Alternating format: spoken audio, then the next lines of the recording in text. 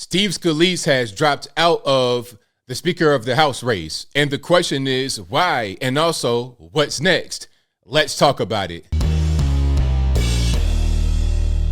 How's everybody doing? My name is Anthony Brian Logan, and today we got to talk about the Republican House rep from Louisiana, Steve Scalise, dropping out of the race to become the next Speaker of the House. Now, this is kind of surprising, but at the same time, not really. It's kind of surprising because he was in the lead. I just reported on the internal GOP vote where he had 113 votes to become the next Speaker of the House nominee. Jim Jordan had 99, and then there were 8 who voted present, basically voting for nobody. He was in the lead. However, there are some Republicans who have been speaking out publicly, privately, some rumors. Nancy Mace was very public, wearing a scarlet letter t-shirt, voting against Steve Scalise, talking about he's not going to be the guy. I'm not going to vote for him. He spoke before some white supremacists. He thinks he's David Duke, all kind of stuff. So the noise that was happening made it look like this could have been Kevin McCarthy 2.0, not just on policy and how he may have behaved as speaker. I'm talking about the endless rounds of voting. It took 15 rounds of voting for McCarthy to become speaker, only for him to be removed 9 months later. This could have been that whole kerfuffle all over again.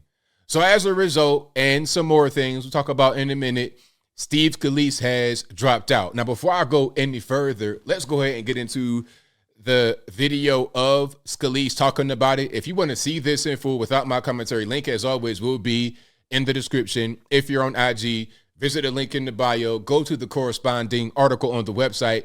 But without further ado, let's go ahead and roll it. You know, Sam, what your message to the conference was? Yeah. Now, before we talk about anything, you notice he's wearing this really big mask. Steve Scalise has cancer. Now, people say it's very treatable, maybe not necessarily life-threatening, but he does have cancer. And I think, now if I'm wrong, please correct me, I think the mask is related to the cancer he has. All right. Now, before he starts talking, I think maybe if you have cancer, you might want to reconsider being third in line of succession. You got president, vice president, speaker of the House with cancer. I don't know, but I digress. Y'all ready? Yes, sir. Hey, first let me, I know we've been following this. It's been quite a journey, and there's still a long way to go. I just shared with my colleagues that I'm withdrawing my name as a candidate for the speaker designee. If you look at over the last few weeks, if you look at where our conference is, there's still work to be done. Our conference still has to come together and is not there. He's right about that. There's quite a bit of dissension. They're not really together, and that's a problem. That is a problem. The Democrats, they're on one accord, on one solid accord. They may not always agree. They may not always be on the same page, but when it comes to House business, when it comes to the Senate, when it comes to getting things done in government, they're on one accord. And that is a problem that we're going to have among Republicans if we can't get it together. That's going to be a serious issue, lack of unity. There are still some people that have their own agendas, and I was very clear. We have to have everybody put their agendas on the side and focus on what this country needs. This country is counting on us to come back together.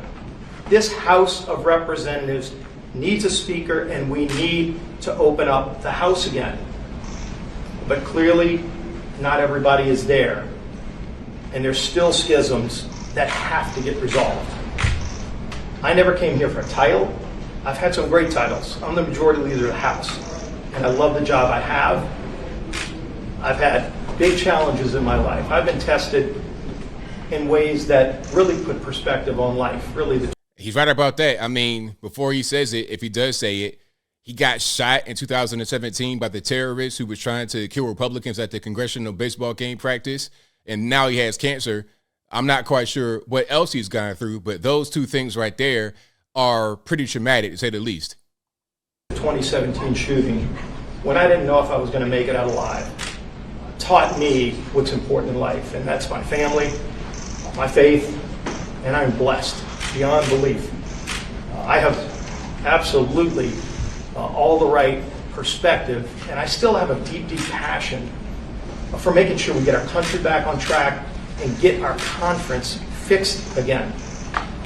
But there's some folks that really need to look in the mirror over the next couple of days and decide, are we going to get it back on track? Are they going to try to pursue their own agenda? You can't do both. And I think we're going to get there. I was very clear in that room that ultimately we have to come together for the country. But I never came here for titles, and it's much bigger than me, and it's much bigger than anybody else. And nobody's going to use me as an excuse to hold back our ability to get the House opened again. We still need to get a speaker. And I'm going to continue to push as hard as we can to make that happen as quickly as it has to happen. But it wasn't going to happen. It wasn't going to happen today. It wasn't going to happen tomorrow. It needs to happen soon. But I withdraw my name. And I appreciate the interest y'all have had along the way. We still have work to do. We have to get this done. Are you throwing your support behind Jim Jordan? I'm not cut no deals with anybody. I'm sure there will be a lot of people that look at it, but it's got to be people that aren't doing it for themselves and their own personal interests, and the folks that have their own personal interests in mind shouldn't be interested in it. So there we go. I mean, what he's saying is right on point, and that's going to be a problem because if there are personal interests at play, people have their own things they want to get done. They have their own agendas. Will that cease now that Steve Scalise has withdrawn his name, or will it continue? And if that's the case and it continues, that's going to be a thing that plagues whoever the speaker is. This is what I was talking about before. People kind of are not really liking necessarily all the time what I say about the speaker, saying it should have just been Kevin McCarthy, because you got to understand, a lot of Republicans are, I'm going to say a lot, a handful, a very select few Republicans are there for their own interests and not necessarily for the advancement of the party. They're not necessarily there to have unity. And that is a problem. As a matter of fact, I want to show you guys what Nancy Mace said. I don't know where all this came from, but I want to show you what she said so you understand what we're dealing with in the Republican Party with some people, not the majority, but a very small number of people. Watch for the weird cut, pardon me. So this is Nancy Mace, Republican House Rep from, I believe, South Carolina. She's wearing a scarlet letter shirt up under her blazer jacket. And she gave an explanation why she wore this scarlet letter when she cast her vote against, I believe it was against Steve Scalise. Let's go ahead and check it out here. And of course, this will also be in the box if you want to hear it for yourself. Check it out. Mace, you endorsed Jim Jordan, so I'm assuming you voted for Jim Jordan today. If the vote for Speaker were today, would you vote for Steve Scalise? I would not. I plan on voting for Jim Jordan on the floor. I've been very vocal about this over the last couple of days. I personally cannot, in good conscience, vote for someone who attended a white supremacist conference and compared himself to David Duke. I would be doing an enormous disservice to the voters that I represent in South Carolina if I were to do that. Now, that was irresponsible for her to say that. Very irresponsible. Now, Scalise did go to a conference like that, but he didn't really know who they were. And he apologized for it a long time ago. So for her to bring that up, that's like what leftists do. That's what they do when they want to attack a conservative person. Okay, they'll say something like that and try to call you a racist. That was crazy from a so-called Republican conservative in the GOP as a House rep. Shame on you, Nancy Mace. So this is Mace. You endorsed. So that's what's going on there. That's what we're dealing with. People like this, a scarlet letter. And to get back to this, she explained why she wore it, talking about, yeah, I'm a woman and I wanted to show my voice, all this, that, and the third. Left liberal talking points. We have some infiltrators in the House, in my humble opinion. And as I close, I want to say this.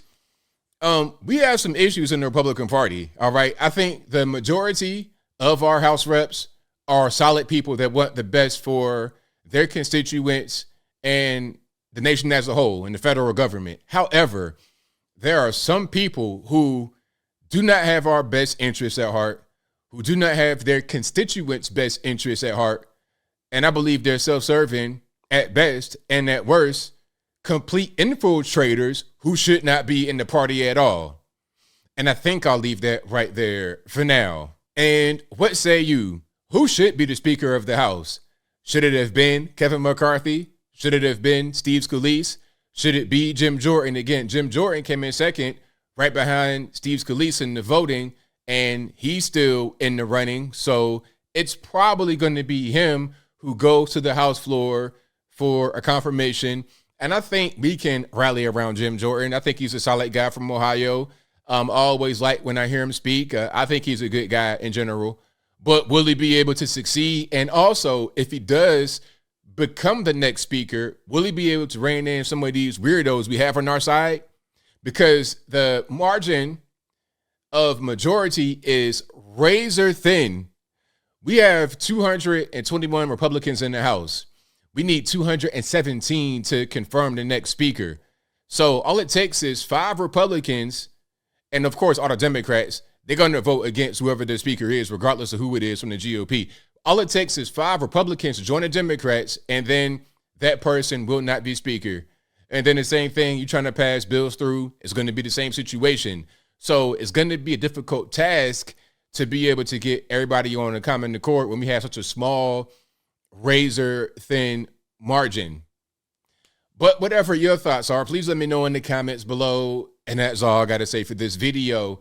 If you like what you heard, please comment, rate, share, and subscribe. Peace.